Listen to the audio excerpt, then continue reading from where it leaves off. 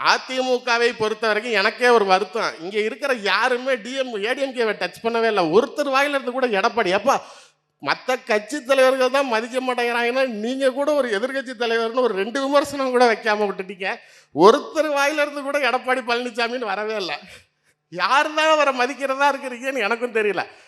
நீங்க அதிமுகவை இந்த சூழ்நிலையில் நீங்க சார் எல்லாரும் குறை சொல்லலாம். நான் இப்போ திமுக ஒரு தூய ஆட்சி நடக்குது, இங்கே எந்த குறையும் இல்லை அப்படின்லாம் சொல்லலை. சொத்து தகராறு நடக்குது, குடும்பத்துக்குள்ளார தனிப்பட்ட முறையில் பிரச்சனை நடக்குது.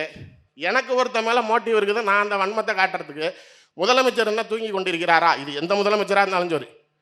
சட்டம் ஒழுங்கை பொறுத்த வரைக்கும் எவ்வளோ பெரிய தூய ஆட்சி. நீங்கள் நான் தான் சொல்கிறேன்ல, அண்ணாமலை ஒரு முன்னாள் காவல்துறை அதிகாரி. அவரையே நீங்கள் நாளைக்கு ஒன்றே சிஎம் இல்லை 1 வருஷம் சிஎம் ஆக்குனா கூட 0 லா அண்ட் ஆர்டருங்கிறது யாருனாலையும் முடியாத விஷயம்.